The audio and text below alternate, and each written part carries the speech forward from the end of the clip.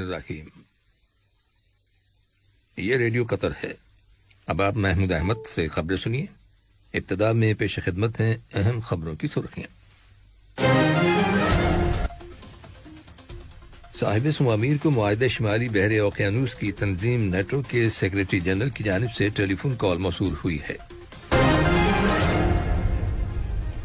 قطر امیری air force کا پہلا طیارہ افغان شہریوں کے گروپ کو لے کر آج میکسیکو سٹی پہنچ گیا ہے۔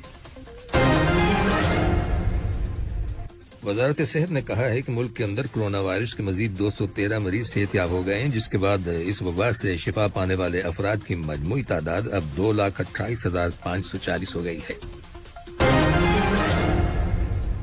اور آج عراق کے دارالحکومت بغداد میں مشرق وسطی کے مختلف ممالک کے سینئر افسران کا اجلاس ہو رہا ہے، جس میں خطے میں امن و امان کو فروغ دینے اور یکجہتی کو پروموٹ کرنے کے بارے میں غور و خوض ہوگا۔ یہ تھیں اہم خبروں کی سرخیاں، اور اب سے چند لمحوں بعد تفصیل سے خبریں نشر کی جائیں گی۔ لیجیے اب آپ تفصیل سے خبریں سنیے۔ صاحب اسم امیر شیخ تمیم بن حمد آل ثانی کو معاہدہ شمالی بحر اوقیانوس کی تنظیم نیٹو کے سیکریٹری جنرل جینس اسٹولٹنبرگ کی جانب سے ٹیلی فون کال موصول ہوئی ہے، جس کے دوران قطر اور نیٹو کے درمیان تعاون اور تعلقات کا جائزہ لیا گیا اور انہیں مزید فروغ دینے کے وسائل زیر بحث آئے۔ علاوہ ازیں باہمی دلچسپی کی اہم علاقائی اور بین الاقوامی ڈیولپمنٹس پر بھی بات چیت کی گئی، خاص طور پر افغانستان میں جاری پیش رفت کے بارے میں۔ نیٹو کے سیکریٹری جنرل نے قطر کی حکومت کی جانب سے افغانستان میں نیٹو کے اراکین اور ان کے اہل خانہ کو کابل سے نکالنے کی کوششوں کے لیے صاحب اسم امیر کا شکریہ ادا کیا۔ دونوں جانب سے افغانستان کے عوام کے مفادات کے حصول کے لیے ملک کے اندر اقتدار کی پرامن منتقلی کی ضرورت اور اہمیت پر زور دیا گیا۔ صاحب اسم امیر شیخ تمیم بن حمد آل ثانی نے مولڈووا کی صدر میاں سانڈو کو ان کے ملک کے یوم آزادی کی سالگرہ کے موقع پر مبارکباد کا برقی پیغام ارسال کیا ہے۔ نائب امیر شیخ عبداللہ بن حمد آل ثانی نے بھی اس موقع کی مناسبت سے مولڈووا کی صدر کے نام مبارکباد کا برقی پیغام روانہ کیا ہے۔ دریں اثنا وزیر اعظم اور وزیر داخلہ شیخ خالد بن خلیفہ بن عبدالعزیز آل ثانی نے مولڈووا کی وزیر اعظم نتالیا گیوریلیتا کو ان کے ملک کے یوم آزادی کی سالگرہ کے موقع پر مبارکباد کا برقی پیغام ارسال کیا ہے۔ جمہوریہ سلوواکیہ کے دارالحکومت براتسلاوا میں قطر اور سلوواکیہ کی خارجہ وزارتوں کے وفود کے درمیان سیاسی مشاورت ہوئی ہے، جس میں قطر کے وفد کی قیادت وزارت خارجہ کے سیکریٹری جنرل ڈاکٹر احمد بن حسن الحمادی نے، جبکہ سلوواکیہ کے وفد کی قیادت وزارت خارجہ کے سیاسی شعبے کے ڈائریکٹر جنرل ڈاکٹر آر بوزک نے کی۔ اس سیاسی مشاورت کے دوران دونوں ملکوں کے تعلقات اور تعاون اور مستقبل میں انہیں فروغ دینے کے وسائل اور طریقہ کار کا جائزہ لیا گیا۔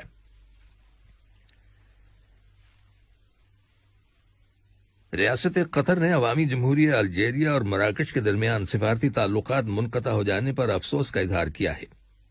وزارت خارجہ کی جانب سے ایک بیان میں کہا گیا ہے کہ دونوں ملکوں کو چاہیے کہ وہ آپس کے اختلافات کو سفارتی چینلز استعمال کرتے ہوئے مذاکرات کے ذریعے حل کرنے کی جلد از جلد کوشش کرے۔ وزارت خارجہ کی جانب سے جاری کیے گئے بیان میں کہا گیا ہے کہ قطر ہر اس کارروائی کو خوش آمدید کہے گا جو مشترکہ عرب ایکشن اور عرب اور اسلامی مسائل کے معاملے میں ہم آہنگی کو محفوظ بنائے گی۔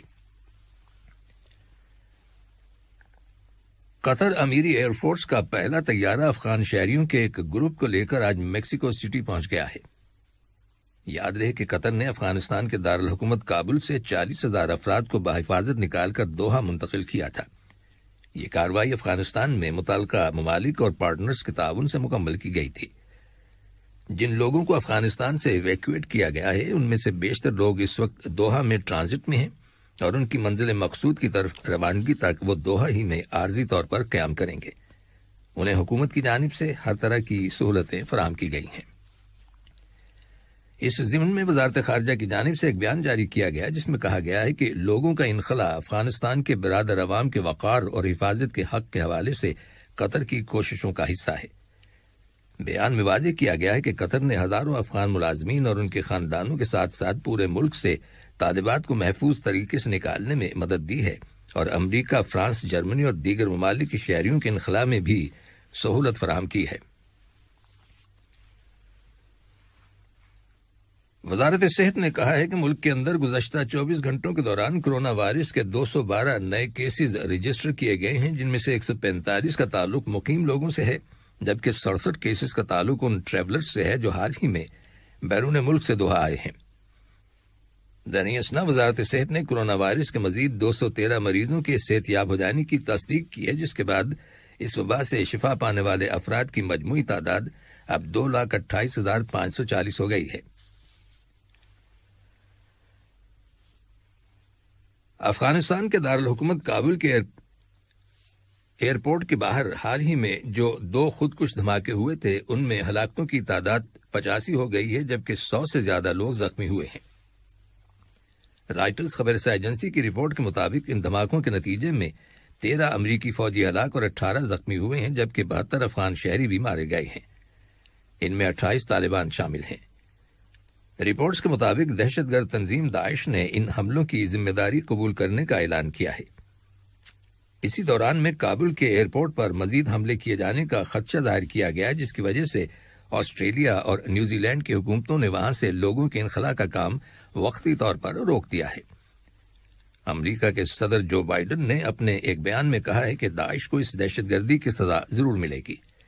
انہوں نے اس تنظیم کی قیادت، اس کی تنصیبات اور اثاثوں کو ٹارگٹ کرنے کے لیے امریکی فوج کو احکامات جاری کر دیے ہیں۔ یہ خبریں ریڈیو قطر سے نشر کی جا رہی ہیں۔ عالمی ادارہ صحت WHO نے انکشاف کیا ہے کہ افغانستان کے اندر لاکھوں کی تعداد میں لوگوں کی طبی ضروریات پوری کرنے کے لیے ادویات اور دیگر میڈیکل سپلائز چند روز میں ختم ہو جائیں گی۔ WHO کا کہنا ہے کہ سیکیورٹی خدشات کی وجہ سے کمرشل طیاروں کو کابل ایئرپورٹ پر اترنے کی اجازت نہیں ہے، اس لیے وہ ادویات وغیرہ لانے کے لیے دیگر ذرائع تلاش کر رہا ہے۔ WHO نے اس توقع کا اظہار کیا ہے کہ آنے والے دنوں میں حکومت پاکستان کی مدد سے طبی ساز و سامان افغانستان میں لایا جا سکے گا۔ آج عراق کے دارالحکومت بغداد میں مشرق وسطی کے مختلف ممالک کے سینئر افسران کا اجلاس ہو رہا ہے، جس میں اس خطے میں امن و امان کو فروغ دینے اور یکجہتی کو پروموٹ کرنے کے بارے میں غور و خوض ہوگا۔ اجلاس میں ایران اور سعودی عرب کے درمیان اختلافات کو دور کرنے اور آپس کے تعلقات کو بہتر بنانے کے بارے میں بھی سوچ بچار ہوگا۔ افغانستان کے دارالحکومت کابل میں ترکی کے اعلیٰ سرکاری افسران اور طالبان کے درمیان پہلی مرتبہ مذاکرات ہوئے ہیں۔ یاد رہے کہ کابل کے انٹرنیشنل ایئرپورٹ کو آپریٹ کرنے کے لیے طالبان نے ترکی سے مدد کی جو درخواست کی تھی، مذاکرات میں اس پر غور کیا جائے گا۔ مذاکرات کابل ایئرپورٹ پر ایک فوجی مرکز میں ہوئے، جہاں ترکی کا سفارتخانہ عارضی طور پر شفٹ کیا گیا ہے۔ ترکی کے صدر رجب طیب اردوان نے استنبول میں ایک اخباری کانفرنس میں کہا ہے کہ ابھی انہوں نے اس بارے میں کوئی فیصلہ نہیں کیا، کیونکہ وہاں ہر وقت موت کا خطرہ موجود ہے۔ ترک صدر نے کہا کہ اس سلسلے میں کوئی فیصلہ افغانستان کے اندر نئی انتظامیہ واضح ہونے کے بعد کیا جائے گا۔ بھارت کی مرکزی حکومت نے ملک کی ریاستوں کیرالہ اور مہاراشٹر کی حکومتوں سے کہا ہے کہ وہ وہاں فوری طور پر رات کا کرفیو نافذ کریں، کیونکہ ان ریاستوں میں 2 روز کے اندر کرونا وائرس کے 40,000 نئے کیسز منظر عام پر آئے ہیں۔ پاکستان کے صنعتی مرکز کراچی میں کیمیکل فیکٹری میں آگ لگ جانے سے کم از کم 15 مزدور ہلاک ہو جانے کی اطلاع ملی ہے۔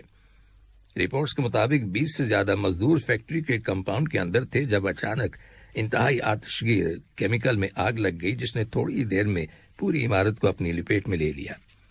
آگ لگنے کی وجہ فوری طور پر معلوم نہیں ہو سکی۔ اور اب کھیلوں سے متعلق ایک خبر۔